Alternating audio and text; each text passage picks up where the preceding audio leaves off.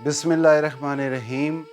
अव्वल हमद खुदा दा ਵਿਰਦ ਕੀਜੇ, ਇਸ਼ਕ ਕੀਤਾ ਸੂ ਜਗ ਦਾ ਮੂਲ ਮੀਆਂ।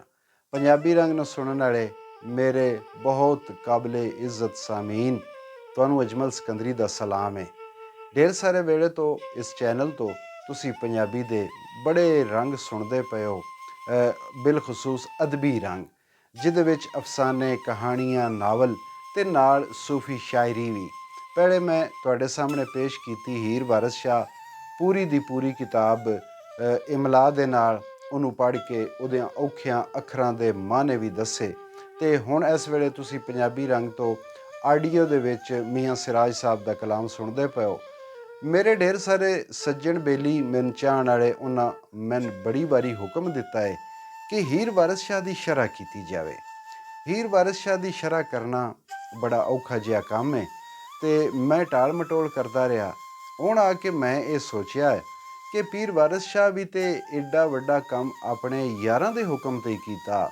ਆਪ ਫਰਮਾਉਂਦੇ ਨੇ ਕਿ ਹੁਕਮ ਮੰਨ ਕੇ ਸੱਜਣਾ ਪਿਆਰਿਆਂ ਦਾ, ਕਿੱਸਾ ਅਜਬ ਬਹਾਰ ਦਾ ਜੋੜਿਆ ਈ। ਮੈਂ ਵੀ ਸੋਚਿਆ ਹੈ ਕਿ ਮੇਰਿਆਂ ਯਾਰਾਂ ਸੱਜਣਾ ਦਾ ਮੇਰੇ 'ਤੇ ਹੁਕਮ ਹੈ ਅਤੇ ਮੈਨੂੰ ਵੀ ਮੰਨਣਾ ਚਾਹੀਦਾ। ਅੱਗੋਂ ਅੱਲਾ ਵਾਰਿਸ ਹੈ। ਪੰਜਾਬੀ ਅਦਬ ਦੇ ਵਿੱਚ ਪੀਰ ਵਾਰਿਸ ਸ਼ਾਹ ਜੇ ਨਾ ਹੋਣ ਜਾਂ ਹੀਰ ਵਾਰਿਸ ਸ਼ਾਹ ਨਾ ਹੋਵੇ ਤੇ ਪੰਜਾਬੀ ਅਦਬ ਵੀ ਨਿਰਾ ਰੁੱਖ ਹੀ ਹੈ। ਪੀਰ ਵਾਰਿਸ ਸ਼ਾਹ ਦਾ ਇਹ ਕਲਾਮ ਇਹ ਸਮਝੋ ਕਿ ਇੱਕ ਤਿਲਿਸਮਾਤੀ ਕਲਾਮ ਹੈ। ਉਹਦੀ ਵਜ੍ਹਾ ਇਹ ਆ ਕਿ ਪੰਜਾਬ ਦੇ ਜਿਤਨੇ ਰੰਗ ਨੇ ਉਹ ਪੀਰ ਵਾਰਿਸ ਸ਼ਾਹ ਨੇ ਇਸ ਕਿੱਸੇ ਵਿੱਚ ਬੰਦ ਕਰ ਦਿੱਤੇ ਨੇ। ਹੁਣ ਜਿਹੜਾ ਬੰਦਾ ਇਸ ਕਿਤਾਬ ਨੂੰ ਖੋਲ੍ਹਦਾ ਹੈ, ਜਿਸ ਐਨਕ ਨਾਲ ਉਹ ਇਸ ਨੂੰ ਵੇਖਦਾ ਹੈ, ਜਿਵੇਂ ਉਹ ਪੜ੍ਹਦਾ ਹੈ, ਉਸ ਨੂੰ ਉਸ ਵਿੱਚੋਂ ਉਹੀ ਲਜ਼ਤ, ਉਹੀ ਰੰਗ ਨਜ਼ਰ ਆਉਂਦਾ ਹੈ। ਪੀਰ ਵਾਰਿਸ ਸ਼ਾਹ ਨੇ ਪੰਜਾਬ ਦੀ ਪੂਰੀ ਰਹਿਤੜ, ਪੰਜਾਬ ਦੇ ਪੂਰਾ ਵਸੇਬ ਇਸ ਕਿੱਸੇ ਦੇ ਵਿੱਚ ਬੰਦ ਕੀਤਾ ਹੈ। ਇਸ ਕਿੱਸੇ ਨੂੰ ਪੜ੍ਹਨ ਵਾਲਿਆਂ ਨੂੰ ਥੋੜ੍ਹੀ ਜਿਹੀ ਭੁੱਲ ਲੱਗਦੀ ਹੈ। ਉਹ ਇਹ ਲੱਗਦੀ ਹੈ ਕਿ ਲੋਕ ਇਸ ਦੇ ਹਰ ਮਿਸਰੇ, ਹਰ ਲਫ਼ਜ਼ ਵਿੱਚੋਂ ਰੂਹਾਨੀ ਗੱਲਾਂ ਢੂੰਢਣ ਦੀ ਕੋਸ਼ਿਸ਼ ਕਰਦੇ ਨੇ, ਲੇਕਿਨ ਇਹ ਗੱਲ ਇੰਜ ਨਹੀਂ, ਕਿਉਂਕਿ ਪੀਰ ਵਾਰਿਸ ਸ਼ਾਹ ਨੇ ਇਹ ਇੱਕ ਕਿੱਸੇ ਦੀ ਸ਼ਕਲ ਵਿੱਚ ਕਲਾਮ ਲਿਖਿਆ ਹੈ ਅਤੇ ਇਹਦੇ ਵਿੱਚ ਰਹਿਤੜ ਵੀ ਹੈ, ਇਹਦੇ 'ਚ ਵਸੇਬ ਦੀਆਂ ਗੱਲਾਂ ਵੀ ਹਨ ਅਤੇ ਇਹਦੇ ਵਿੱਚ ਕਿੱਸਾਕਾਰੀ ਵੀ ਹੈ। ਜਿੱਥੇ ਜਿੱਥੇ ਦੁਨਿਆਵੀ ਗੱਲਾਂ ਦੀ ਗੁੰਜਾਇਸ਼ ਹੁੰਦੀ ਹੈ ਉੱਥੇ ਦੁਨਿਆਵੀ, ਅਤੇ ਜਿੱਥੇ ਰੂਹਾਨੀ ਹੁੰਦੀ ਹੈ ਉੱਥੇ ਰੂਹਾਨੀ। ਇਸ ਕਿੱਸੇ ਨੂੰ ਤੁਸੀਂ ਜਿਸ ਸੁਣਦੇ ਹੋ ਜਾਂ ਪੜ੍ਹਦੇ ਹੋ, ਤੁਹਾਨੂੰ ਪਤਾ ਲੱਗਦਾ ਹੈ ਕਿ ਪੰਜਾਬ ਦੀ ਰਹਿਤੜ ਦਾ ਕੋਈ ਰੰਗ ਇਸ ਤੋਂ ਬਾਹਰ ਨਹੀਂ ਹੈ। ਤੁਸੀਂ ਵੇਖੋ ਕਿ ਉਸ ਅੱਜ ਤੋਂ 300 ਸਾਲ ਪਹਿਲੇ ਪੰਜਾਬ ਦੇ ਮਦਰਸਿਆਂ ਵਿੱਚ ਪੜ੍ਹਾਏ ਜਾਣ ਵਾਲੀਆਂ ਕਿਤਾਬਾਂ, ਉਸ ਵਕਤ ਦੀਆਂ ਰੀਤਾਂ, ਰਿਵਾਜ, ਰਸਮਾਂ, ਖਾਣ ਪੀਣ ਦੀਆਂ ਚੀਜ਼ਾਂ, ਉਸ ਤੋਂ ਇਲਾਵਾ ਸ਼ਾਦੀ ਵਿਆਹ ਦੀਆਂ ਰਸਮਾਂ, ਸ਼ਾਦੀ ਵਿਆਹ ਦੇ ਕੱਪੜੇ, ਜ਼ੇਵਰਾਤ, ਹਿਕਮਤ, ਤਿੱਬ, ਜਿਤਨੀਆਂ ਉਸ ਲੋਕਾਂ ਨੂੰ ਬਿਮਾਰੀਆਂ ਲੱਗਦੀਆਂ ਹਨ ਉਹ, ਜਿਤਨੀਆਂ ਪੰਜਾਬ 'ਚ ਜ਼ਾਤਾਂ ਵਸਦੀਆਂ ਹਨ ਉਹ, ਇਹਨਾਂ ਸਾਰਿਆਂ ਨੂੰ ਵਾਰਿਸ ਸ਼ਾਹ ਨੇ ਇਸ ਕਿੱਸੇ ਵਿੱਚ ਇਕੱਠਾ ਕਰ ਦਿੱਤਾ ਹੈ।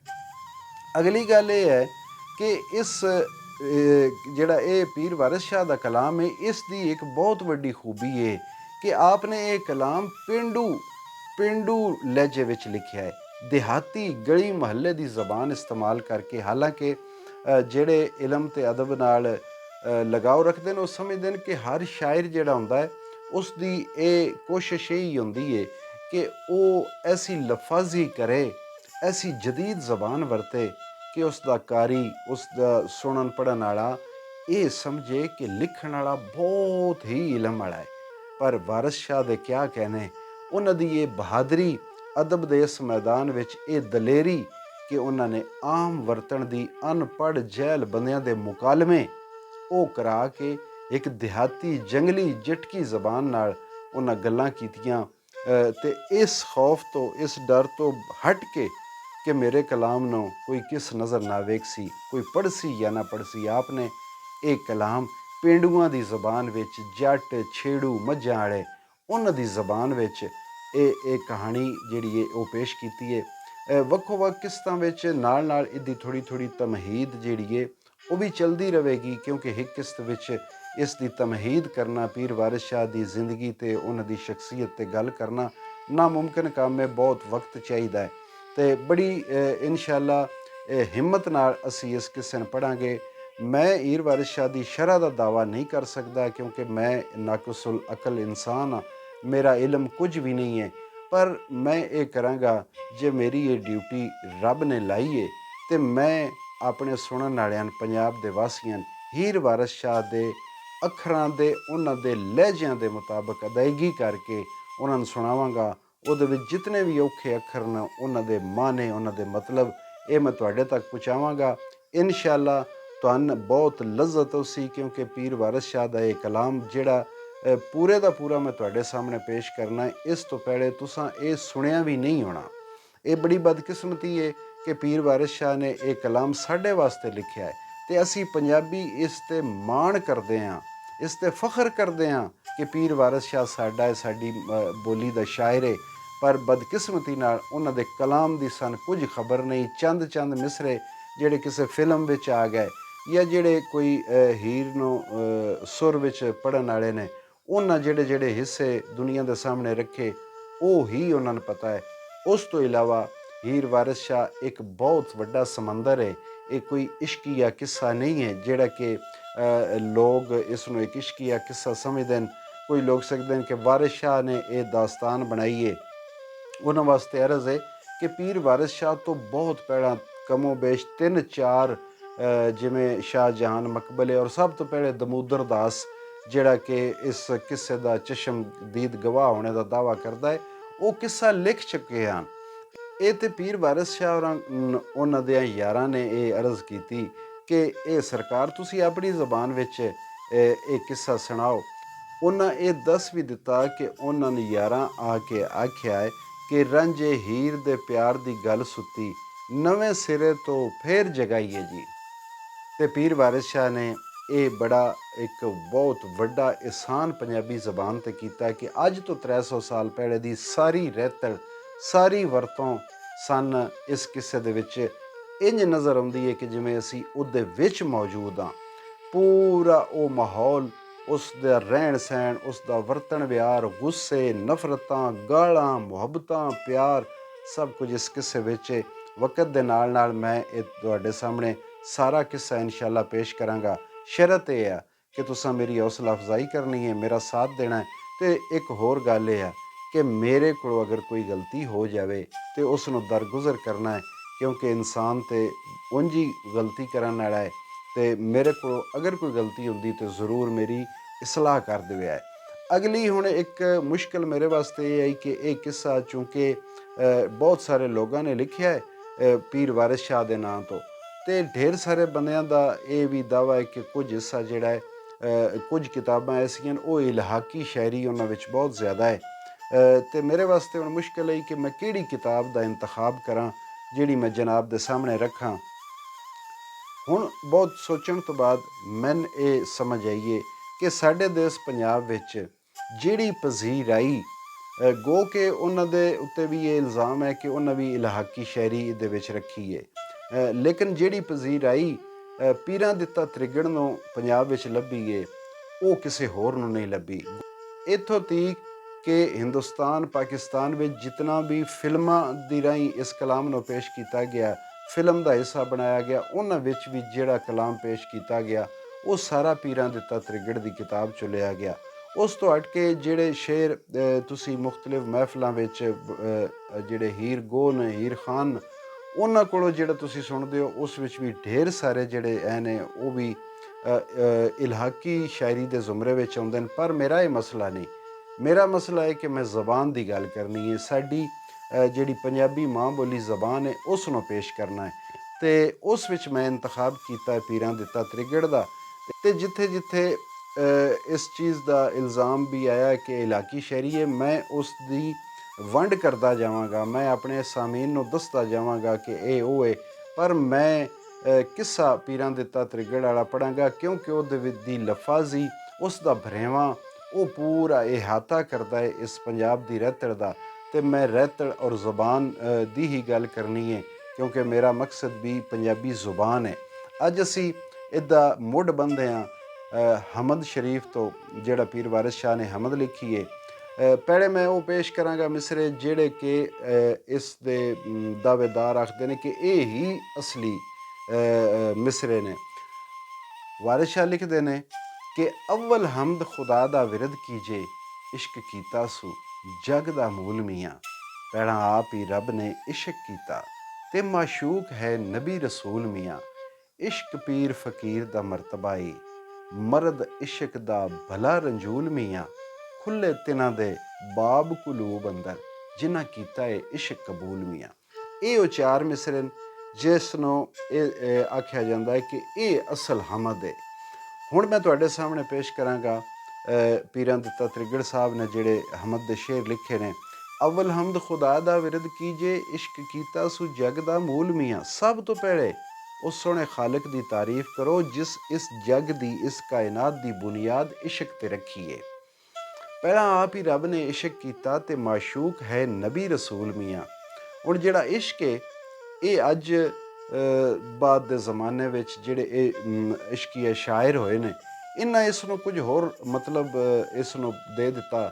ਲੋਕਾਂ ਨੇ ਵੀ ਇਹਦਾ ਹੋਰ ਮਤਲਬ ਬਣਾ ਲਿਆ, ਪਰ ਇਸ਼ਕ ਦਾ ਜਿਹੜਾ ਅਸਲ ਮਾਨਾ, ਜਿਹੜਾ ਇਸ਼ਕ ਦੇ ਲਫ਼ਜ਼ ਦੀ ਅਸਲ ਹਕੀਕਤ ਹੈ, ਉਸ ਤੋਂ ਇਸ ਨੂੰ ਹਟਾ ਦਿੱਤਾ ਗਿਆ ਕਿ ਇਸ਼ਕ ਤੇ ਇੱਕ ਤਾਲੁਕ ਦਾ ਨਾਂ ਹੈ, ਔਰ ਉਹ ਤਾਲੁਕ ਜਿਹੜਾ ਖਾਲਕ ਦਾ ਆਪਣੀ ਮਖਲੂਕ ਨਾਲ ਹੈ, ਜਿਹੜਾ ਰੱਬ ਸੋਹਣੇ ਦਾ ਆਪਣੇ ਨਬੀ ਮੁਹੰਮਦ ਸੱਲੱਲਾਹੁ ਅਲੈਹਿ ਵਾਲੀ ਵਸੱਲਮ ਨਾਲ ਹੈ। ਉਸ ਤਾਲੁਕ ਦਾ ਨਾਂ ਇਸ਼ਕ ਹੈ, ਉਸ ਰਬਤੇ ਦਾ ਨਾਂ ਇਸ਼ਕ ਹੈ। ਜਿਹੜਾ ਇਸ਼ਕ ਜਿਹੜਾ ਮਾਦੀ ਦੁਨੀਆ ਵਿੱਚ ਜਿਹੜਾ ਮਰਦੋ ਜ਼ਨ ਦਾ ਆਪਸ ਵਿੱਚ ਤਾਲੁਕ ਹੈ, ਉਸ ਨੂੰ ਇਸ਼ਕ ਦਾ ਅੱਜ ਦੁਨੀਆ ਨੇ ਲਫ਼ਜ਼ ਦੇ ਦਿੱਤਾ ਹੈ। ਇਹ ਇਸ਼ਕ ਲਫ਼ਜ਼ ਤੇ ਬੜਾ ਮਿੱਠਾ ਤੇ ਬੜਾ ਪਿਆਰਾ ਤੇ ਬੜਾ ਅਜ਼ੀਮ ਹੈ ਕਿ ਵਾਰਿਸ ਸ਼ਾਹ ਲਿਖ ਰਹੇ ਨੇ ਕਿ ਇਹ ਉਹ ਇਸ਼ਕ ਹੈ ਜਿਹਦੀ ਬੁਨਿਆਦ 'ਤੇ ਅੱਲਾ ਨੇ ਇਹ ਕਾਇਨਾਤ ਪੈਦਾ ਕੀਤੀ, ਤੇ ਉਹ ਕੋਈ ਇੰਜ ਦਾ ਲਫ਼ਜ਼ ਤਾਂ ਨਹੀਂ ਨਾ ਹੋ ਸਕਦਾ। ਉਹ ਜਜ਼ਬਾ, ਉਹ ਤਾਲੁਕ ਕੋਈ ਇੰਜ ਦਾ ਤੇ ਬਾਜ਼ਾਰੀ ਤਾਂ ਨਹੀਂ ਹੋ ਸਕਦਾ ਨਾ। ਉਹ ਤੇ ਬੜਾ ਪਾਕ ਤੇ ਬੜਾ ਅਜ਼ੀਮ ਤਾਲੁਕ ਹੈ। ਅਸਲ ਇਸ਼ਕ ਉਹ ਹੈ। ਅੱਗੇ ਚੱਲ ਕੇ ਇਸ ਕਿੱਸੇ ਵਿੱਚ ਇਸ ਇਸ਼ਕ ਦੀ ਵੀ ਵਜ਼ਾਹਤ ਕਰਦੇ ਜਾਵਾਂਗੇ, ਕਿਉਂਕਿ ਪਹਿਲਾ ਪ੍ਰੋਗਰਾਮ ਆਈ ਥੋੜ੍ਹੀ ਜਿਹੀ ਤਮਹੀਦ ਕਰਨਾ ਵੀ ਜ਼ਰੂਰੀ ਹੈ ਤੇ ਪ੍ਰੋਗਰਾਮ ਲੰਬਾ ਨਾ ਹੋ ਜਾਵੇ। ਮੈਂ ਤੇਜ਼ੀ ਨਾਲ ਅੱਜ ਹਮਦ ਪੇਸ਼ ਕਰਦਾ। ਇਨਸ਼ਾਅੱਲਾ ਅੱਗੋਂ ਹਰ ਕਿਸ਼ਤ ਵਿੱਚ ਪੂਰੇ ਦਾ ਪੂਰਾ ਕਿੱਸਾ ਇੱਕ ਤਵਾਤਰ ਨਾਲ ਮੈਂ ਜਨਾਬ ਦੇ ਸਾਹਮਣੇ ਪੇਸ਼ ਕਰਸਾਂ ਕਿ ਅਵਲ ਹਮਦ ਖੁਦਾ ਦਾ ਵਿਰਦ ਕੀਜੇ, ਇਸ਼ਕ ਕੀਤਾ ਸੂ ਜਗ ਦਾ ਮੂਲ ਮੀਆਂ। ਪਹਿਲਾਂ ਆਪ ਹੀ ਰੱਬ ਨੇ ਇਸ਼ਕ ਕੀਤਾ ਤੇ ਮਾਸ਼ੂਕ ਹੈ ਨਬੀ ਰਸੂਲ ਮੀਆਂ। ਇਸ਼ਕ ਫੇਲ ਹੈ ਰੱਬ ਦੀ ਜ਼ਾਤ ਫਾਇਲ, ਆਸ਼ਕ ਉਸ ਦੇ ਸਭ ਮਫਊਲ ਮੀਆਂ। ਹੈ ਸੀ ਇਸ਼ਕ ਜ਼ਹੂਰ ਹੈ ਇਸ਼ਕ ਸਾਰਾ, ਇਸ਼ਕ ਰਾਸੀ ਸਦਾ ਮਾਮੂਲ ਮੀਆਂ। ਲਿਖਦੇ ਨੇ ਕਿ ਇਹ ਜਿਹੜਾ ਇਸ਼ਕ ਹੈ ਇਹ ਫੇਲ ਹੈ, ਇਹ ਫੇਲ ਹੈ, ਔਰ ਰੱਬ ਦੀ ਜ਼ਾਤ ਫਾਇਲ ਹੈ, ਔਰ ਜਿਤਨੇ ਆਸ਼ਕ ਨੇ ਆਪਣੇ ਰੱਬ ਦੇ ਆਸ਼ਕ ਜਿਹੜੇ ਨੇ ਉਹ ਸਾਰੇ ਉਸ ਦੇ ਮਫਊਲ ਨੇ, ਤੇ ਹਮੇਸ਼ਾ ਤੋਂ ਇਸ਼ਕ ਹੈ। ਔਰ ਜੋ ਕੁਝ ਕਾਇਨਾਤ ਵਿੱਚ ਨਜ਼ਰ ਆ ਰਿਹਾ ਹੈ ਇਹ ਸਭ ਕੁਝ ਜ਼ਹੂਰ ਇਸ਼ਕ ਹੈ, ਔਰ ਇਸ਼ਕ ਜਿਹੜਾ ਹੈ ਉਹ ਕਿਆਮਤ ਤੱਕ ਰਹੇਗਾ। ਇਸ਼ਕ ਪੀਰ ਫਕੀਰ ਦਾ ਮਰਤਬਾ ਹੀ, ਮਰਦ ਇਸ਼ਕ ਦਾ ਭਲਾ ਰੰਜੂਲ ਮੀਆਂ। ਕਿ ਇਹ ਜਿਹੜਾ ਇਸ਼ਕ ਹੈ ਇਹ ਕੋਈ ਆਮ ਚੀਜ਼ ਨਹੀਂ, ਇਹ ਤੇ ਪੀਰਾਂ ਫਕੀਰਾਂ ਦਾ ਮਰਤਬਾ ਹੈ। ਪੀਰ ਫਕੀਰ ਜਿਹੜੇ ਕਾਇਨਾਤ ਦੇ ਬਾਦਸ਼ਾਹ ਬਣ ਵੈਂਦੇ ਨੇ, ਇਹ ਤੇ ਉਹਨਾਂ ਦਾ ਮਰਤਬਾ ਹੈ। ਮਰਦ ਇਸ਼ਕ ਦਾ ਭਲਾ ਰੰਜੂਲ ਮੀਆਂ, ਜਿਹੜਾ ਬੰਦਾ ਇਸ਼ਕ ਨੂੰ ਹਾਸਲ ਕਰਨ ਵਾਲਾ, ਜਿਹੜਾ ਆਸ਼ਿਕ ਹੈ ਉਹ ਦੁਖੀ ਚੰਗਾ ਹੈ, ਕਿਉਂਕਿ ਖੁਸ਼ੀਆਂ ਦਾ ਤਾਲੁਕ ਮਾਦੀ ਦੁਨੀਆ ਨਾਲ ਹੁੰਦਾ ਹੈ, ਤੇ ਜਿਹੜਾ ਮਾਦੀ ਦੁਨੀਆ ਦੀਆਂ ਖੁਸ਼ੀਆਂ 'ਚ ਮਸ਼ਗੂਲ ਹੋਵੇ ਉਹ ਰਾਹ ਰਾਸ ਤੋਂ ਜ਼ਰੂਰ ਭਟਕਦਾ ਹੈ, ਉਹ ਆਪਣੇ ਖਾਲਕ ਕੋਲ ਨਹੀਂ ਜਾ ਸਕਦਾ। ਤੇ ਜਿਹੜਾ ਆਪਣੇ ਰੱਬ ਦੇ ਇਸ਼ਕ ਵਿੱਚ, ਉਸ ਤਾਲੁਕ ਵਿੱਚ ਪਰੇਸ਼ਾਨ ਰਹਿੰਦਾ ਹੈ, ਉਹ ਮਾਦੀ ਦੁਨੀਆ ਦੀਆਂ ਗਲਾਜ਼ਤਾਂ ਉਸ ਦੇ ਕਰੀਬ ਵੀ ਨਹੀਂ ਹੁੰਦੀਆਂ। ਇਸ਼ਕ ਪੀਰ ਫਕੀਰ ਦਾ ਮਰਤਬਾ ਹੀ, ਮਰਦ ਇਸ਼ਕ ਦਾ ਭਲਾ ਰੰਜੂਲ ਮੀਆਂ। ਇਸ਼ਕ ਵਾਸਤੇ ਰੱਬ ਹਬੀਬ ਉੱਤੇ ਕੀਤਾ ਆਪ ਫੁਰਕਾਨ ਨਜ਼ੂਲ ਮੀਆਂ। ਕਿ ਰੱਬ ਸੋਹਣੇ ਨੇ ਆਪਣੇ ਹਬੀਬ ਦੇ ਉੱਤੇ ਕੁਰਾਨ ਪਾਕ ਨਾਜ਼ਲ ਕੀਤਾ। ਇਹ ਅੱਲਾ ਦਾ ਆਪਣੇ ਮਹਿਬੂਬ ਨਾਲ ਇਸ਼ਕ ਹੈ। ਪੜ੍ਹ ਪੜ੍ਹ ਇਲਮ ਕਜ਼ਾ ਪੈ ਕਰਨ ਕਾਜ਼ੀ, ਪੜ੍ਹ ਪੜ੍ਹ ਇਲਮ ਕਜ਼ਾ ਪੈ ਕਰਨ ਕਾਜ਼ੀ, ਬਾਜ ਇਸ਼ਕ ਦੇ ਰਾਣ ਮਜਹੂਲ ਮੀਆਂ। ਫਰਮਾਉਂਦੇ ਨੇ ਕਿ ਇਲਮ ਜਿਤਨਾ ਵੀ ਪੜ੍ਹ ਲਓ, ਜੇ ਇਸ਼ਕ ਨਹੀਂ ਹੈ, ਆਪਣੇ ਰੱਬ ਨਾਲ ਤਾਲੁਕ ਨਹੀਂ ਹੈ, ਤੇ ਮਜਹੂਲ ਹੋ, ਤੇ ਫਿਰ ਜਾਹਿਲੀ ਹੋ। ਪੜ੍ਹਿਆ ਇਲਮ ਨਾ ਰੱਬ ਦੀ ਤਮ ਹੋਵੇ, ਪੜ੍ਹਿਆ ਇਲਮ ਨਾ ਰੱਬ ਦੀ ਤਮ ਹੋਵੇ, ਇੱਕੋ ਇਸ਼ਕ ਦਾ ਹਰਫ ਮਾਕੂਲ ਮੀਆਂ। ਆਖਦੇ ਨੇ ਕਿ ਇਲਮ ਜਿਤਨਾ ਵੀ ਪੜ੍ਹ ਲਓ, ਰੱਬ ਸੋਹਣੇ ਦਾ ਅਖੀਰ ਨਹੀਂ ਲੱਭਦਾ, ਰੱਬ ਸੋਹਣੇ ਦੀ ਪਹਿਚਾਣ ਨਹੀਂ ਹੁੰਦੀ, ਰੱਬ ਨਹੀਂ ਮਿਲਦਾ। ਪਰ ਇਲਮ ਥੋੜ੍ਹਾ ਹੋਵੇ ਜਾਂ ਇਲਮ ਚੋਖਾ ਹੋਵੇ, ਬਸ ਇੱਕ ਇਸ਼ਕ ਦਾ ਹਰਫ ਹੋਵੇ ਤੇ ਉਹ ਹੀ ਮਾਕੂਲ ਹੈ। ਉਹ ਹੀ ਆਪਣੇ ਰੱਬ ਕੋਲ ਲੈ ਕੇ ਬੰਦੇ ਨੂੰ ਟੁਰ ਜਾਂਦਾ ਹੈ। ਇਸ਼ਕ ਹੋਣਾ ਚਾਹੀਦਾ ਹੈ, ਉਹ ਤਾਲਕ ਹੋਣਾ ਚਾਹੀਦਾ ਜਿਹੜਾ ਰੱਬ ਦੀ ਜ਼ਾਤ ਨਾਲ ਇਨਸਾਨ ਦਾ, ਉਸ ਤਾਲਕ ਦੀ ਹਸਰਤ, ਉਸ ਤਾਲਕ ਦੀ ਚਾਹਤ ਹੋਣੀ ਚਾਹੀਦੀ ਹੈ। ਦਰਜਾ ਇਸ਼ਕ ਹੈ ਆਸ਼ਕਾਂ ਸਾਦਕਾਂ ਦਾ, ਦਰਜਾ ਇਸ਼ਕ ਹੈ ਆਸ਼ਕਾਂ ਸਾਦਕਾਂ ਦਾ, ਕਰਦੇ ਇਸ਼ਕ ਨਹੀਂ ਮਰਦ ਕਬੂਲ ਮੀਆਂ, ਕਿ ਇਹ ਤੇ ਸੱਚਿਆਂ ਲੋਕਾਂ ਦਾ ਦਰਜਾ ਹੈ ਔਰ ਇਸ ਨੂੰ ਮਰਦ ਕਬੂਲ ਕਰਦੇ ਨੇ। ਮਰਦ ਇਸਤਾਰਾ ਹੈ, ਮਰਦ ਦਾ ਮਤਲਬ ਇਹ ਹੈ ਕਿ ਇੱਕ ਮੁਕੰਮਲ ਇਨਸਾਨ, ਸੱਚਾ, ਸਾਬਰ, ਹਿੰਮਤ ਵਾਲਾ, ਹੌਸਲੇ ਵਾਲਾ, ਇੱਕ ਜਿਤਨੀਆਂ ਵੀ ਇਨਸਾਨ 'ਚ ਖੂਬੀਆਂ ਹੁੰਦੀਆਂ ਉਹਨਾਂ ਸਾਰੀਆਂ ਖੂਬੀਆਂ ਦੇ ਮਜਮੂਏ ਦਾ ਨਾਮ ਮਰਦ ਹੈ। ਸਿਰਫ ਮਰਦ ਹੋਣਾ ਉਹ ਮਰਦ ਦਾ ਦਰਜਾ ਨਹੀਂ ਹੈ। ਮੰਜ਼ਲ ਇਸ਼ਕ ਦੇ ਵਿੱਚ ਮਕਸੂਦ ਮਿਲਦਾ ਜਿਹੜੇ ਹੋਰ ਨੀ ਤੂਲ ਫਜ਼ੂਲ ਮੀਆਂ, ਕਿ ਇਸ਼ਕ ਦੇ ਰਾਹ ਟੁਰਿਆਂ ਇਨਸਾਨ ਨੂੰ ਉਹਦਾ ਮਕਸਦ ਹਾਸਲ ਹੋ ਜਾਂਦਾ ਹੈ। ਅਗਰ ਉਹ ਇਸ਼ਕ ਦੇ ਰਸਤੇ ਉੱਤੇ ਨਹੀਂ ਤੇ ਫਿਰ ਉਸ ਨੂੰ ਕੁਝ ਹਾਸਲ ਨਹੀਂ ਹੁੰਦਾ। ਫਿਰ ਉਹ ਸਾਰੇ ਬਸ ਝਗੜੇ, ਇਹ ਝੇੜੇ, ਇਹ ਗੱਲਾਂ, ਇਹ ਐਵੇਂ ਲੰਮੇ ਚੌੜੇ ਕਿੱਸੇ ਹੀ ਹਨ, ਇਹਨਾਂ ਦਾ ਹਾਸਲ ਵਸੂਲ ਕੁਝ ਵੀ ਨਹੀਂ ਹੈ। ਭਾਵੇਂ ਜ਼ੋਹਦ ਇਬਾਦਤਾਂ ਲੱਖ ਹੋਵਣ, ਭਾਵੇਂ ਜ਼ੋਹਦ ਇਬਾਦਤਾਂ ਲੱਖ ਹੋਵਣ, ਇਸ਼ਕ ਬਾਜ ਨਜਾਤ ਨਾ ਮੂਲ ਮੀਆਂ। ਇਬਾਦਤਾਂ ਜਿਤਨੀਆਂ ਵੀ ਕਰ ਲਓ, ਇਸ਼ਕ ਤੋਂ ਬਾਅਦ ਨਜਾਤ ਨਹੀਂ ਮਿਲਣੀ। ਆਸ਼ਿਕ ਸਦਾ ਜ਼ਿੰਦਾ ਖੁਸ਼ੀਆਂ ਨਾਲ ਰਹਿੰਦੇ, ਕਦੀ ਹੋ ਨਾ ਬਾਣ ਮਲੂਲ ਮੀਆਂ। ਆਸ਼ਿਕ ਖੁਸ਼ ਰਹਿੰਦੇ ਨੇ, ਆਸ਼ਿਕ ਕਦੀ ਦੁਖੀ ਹੋ ਕੇ ਨਹੀਂ ਬੰਦੇ। ਖਾਤਰ ਇਸ਼ਕ ਦੀ ਜ਼ਿਮੀ ਅਸਮਾਨ ਬਣਿਆ, ਲਹੋ ਕਲਮ ਦਾ ਇਸ਼ਕ ਅਸੂਲ ਮੀਆਂ। ਖਿਲੇ ਤਿੰਨਾਂ ਦੇ ਬਾਗ ਕੁਲੂਬ ਅੰਦਰ, ਜਿਨ੍ਹਾਂ ਕੀਤਾ ਹੈ ਇਸ਼ਕ ਕਬੂਲ ਮੀਆਂ। ਵਾਰਸ ਆਸ਼ਕਾਂ ਤੇ ਕਰਮ ਰੱਬ ਦਾ ਹੈ, ਜਿਹੜੇ ਕਰਦੇ ਨਹੀਂ ਇਸ਼ਕ ਹਸੂਲ ਮੀਆਂ। ਹੁਣ ਜਿਹੜਾ ਉਹ ਹਿੱਸਾ ਹੈ ਜਿਸ ਵਿੱਚ 4 ਮਿਸਰਿਆਂ ਦੀ ਹਮਦ ਸਾਬਤ ਕੀਤੀ ਗਈ ਲੋਕਾਂ ਦੀ ਤਰਫੋਂ, ਉਹਦੇ ਵਿੱਚ ਜਿਹੜਾ ਆਖਰੀ ਮਿਸਰਾ ਉਹ ਇਹ ਆਇਆ ਕਿ ਖੁੱਲੇ ਤਿੰਨਾਂ ਦੇ ਬਾਬ ਕੁਲੂਬ ਅੰਦਰ। ਔਰ ਇਸ ਕਿਤਾਬ ਵਿੱਚ ਲਿਖਿਆ ਗਿਆ ਕਿ ਖਿਲੇ ਤਿੰਨਾਂ ਦੇ ਬਾਗ ਕੁਲੂਬ ਅੰਦਰ। ਗੱਲਾਂ ਦੋਵੇਂ ਰਲਦੀਆਂ ਮਿਲਦੀਆਂ ਨੇ ਕਿ ਜਿਹੜੇ ਅੱਲਾਹ ਤਾਲਾ ਦਾ, ਆਪਣੇ ਖਾਲਕ ਦਾ ਇਸ਼ਕ ਕਬੂਲ ਕਰਦੇ ਨੇ, ਉਹਦੇ ਨਬੀ ਸੱਲੱਲਾਹੁ ਅਲੈਹਿ ਵਸੱਲਮ ਦਾ ਇਸ਼ਕ ਕਬੂਲ, ਇਹ ਇੱਕ ਹੀ ਰਸਤਾ ਹੈ, ਇਹ ਇੱਕ ਹੀ ਚੇਨ ਹੈ, ਇਹ ਇੱਕ ਹੀ ਰੱਸੀ ਹੈ, ਇਹ ਇੱਕ ਹੀ ਧਾਗਾ ਹੈ ਕਿ ਜਿਹੜੇ ਲੋਕੀ ਆਪਣੇ ਰੱਬ ਦੇ ਇਸ਼ਕ ਨੂੰ ਕਬੂਲ ਕਰ ਲੈਂਦੇ ਨੇ, ਉਸ ਤਾਲਕ ਨੂੰ ਮੰਨ ਲੈਂਦੇ ਨੇ, ਜਿਹੜਾ ਉਹਨਾਂ ਦੀਆਂ ਰੂਹਾਂ ਨੇ ਅੱਲਾ ਦੀ ਜ਼ਾਤ ਨਾਲ ਇਕਰਾਰ ਕੀਤਾ ਹੈ, ਅਲਸਤੁ ਬਿਰੱਬਿਕੁਮ ਵਾਲਾ, ਉਸ ਦਾ ਪਾਸ ਰੱਖਦੇ ਨੇ, ਉਸ 'ਤੇ ਕਾਇਮ ਰਹਿੰਦੇ ਨੇ। ਉਹਨਾਂ ਦੇ ਵਾਸਤੇ ਸਿਲਾ ਇਹ ਹੁੰਦਾ ਹੈ ਕਿ ਉਹਨਾਂ ਦੇ ਦਿਲਾਂ ਦੇ ਦਰਵਾਜ਼ੇ ਖੁੱਲ੍ਹ ਜਾਂਦੇ ਨੇ। ਫ਼ਕਰ ਦੀ ਦੁਨੀਆ ਵਿੱਚ ਇਨਸਾਨ ਦੇ 2 ਦੁਨੀਆ ਨੇ, ਇੱਕ ਉਹਦੀ ਜ਼ਾਹਿਰੀ ਦੁਨੀਆ ਹੈ, ਇੱਕ ਉਹਦੀ ਬਾਤਨੀ ਦੁਨੀਆ ਹੈ। ਉਹਦੇ ਦਿਲ ਦੇ ਅੰਦਰ ਵੀ ਸਾਰੇ ਮਾਮਲਾਤ ਹਨ।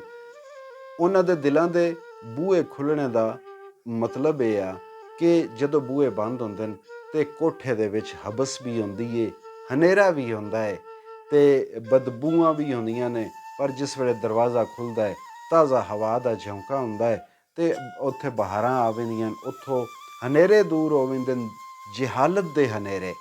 ਦੂਜਾ ਮਤਲਬ ਇਸ ਦਾ ਇਹ ਲਿਆ ਜਾਂਦਾ ਹੈ ਕਿ ਜਿਹੜੇ ਲੋਕ ਆਪਣੇ ਰੱਬ ਦਾ ਇਸ਼ਕ ਕਬੂਲ ਕਰਦੇ ਨੇ, ਉਹਨਾਂ ਦੇ ਦਿਲਾਂ ਵਿੱਚ ਦਰਵਾਜ਼ੇ ਖੁੱਲ੍ਹਦੇ ਨੇ ਔਰ ਉਹਨਾਂ ਦਰਵਾਜ਼ਿਆਂ ਵਿੱਚੋਂ ਹੀ ਉਹ ਆਪਣੇ ਰੱਬ ਨੂੰ ਵੇਖਦੇ ਨੇ, ਆਪਣੇ ਰੱਬ ਨੂੰ ਮਿਲਦੇ ਨੇ।